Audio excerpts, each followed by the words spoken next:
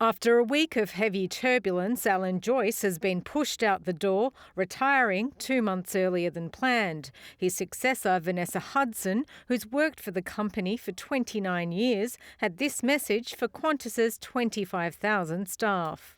We know that post-COVID, we haven't always delivered to what our customers expect, but we are listening and we hear what they are saying.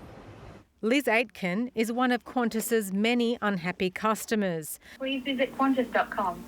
We thank you for your patience. She's been on hold for years, waiting for a refund for a flight her now deceased mother had booked with Qantas in March 2020. Pretty poor, to be honest. Mum was always a great supporter of Qantas. She never really flew Virgin. Liz now refuses to fly Qantas. They basically just ignored her for the whole process and then proceeded to ignore me as well. It just leaves a bad taste in my mouth. Many others are disappointed. It's pretty tough at the moment, it's frustrating. Client service isn't great. Prices are high. Typical big companies, only they're thinking about the shareholders a lot of times. Investors also want the airline to lift its game.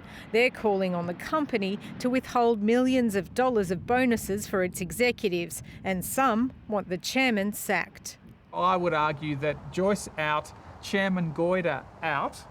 Qantas has a big repair task ahead. It could face a multi-million-dollar penalty after the consumer watchdog, the ACCC, takes the company to court, alleging it sold more than 8,000 flights that were already cancelled.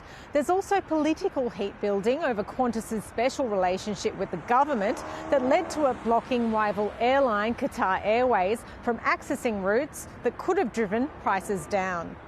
Now, I'm not here to comment on decisions of the federal government when it comes to who flies in and out of our country.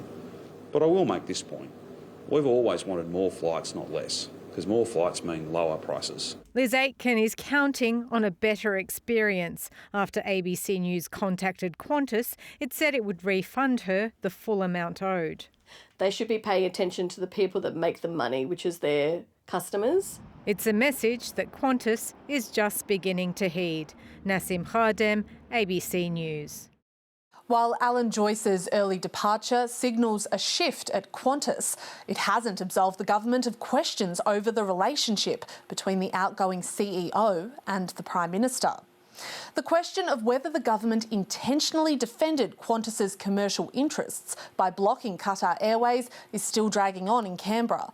But Anthony Albanese isn't taking the bait. Did the Prime Minister have any conversations with the CEO or any senior executive of Virgin Australia regarding the Qatar application before the decision was made?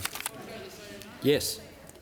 Did the Prime Minister have any conversations with the outgoing Qantas CEO or any other senior executive of Qantas regarding the Qatar application before the decision was made? No.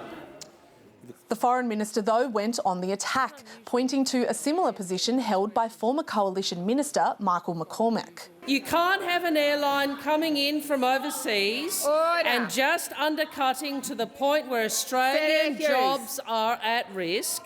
Shadow Infrastructure Minister Bridget McKenzie today successfully launched a Senate inquiry into the matter, setting up the government for further scrutiny. The Prime Minister is travelling to Indonesia tonight, but that won't stop the Coalition's pursuit of answers.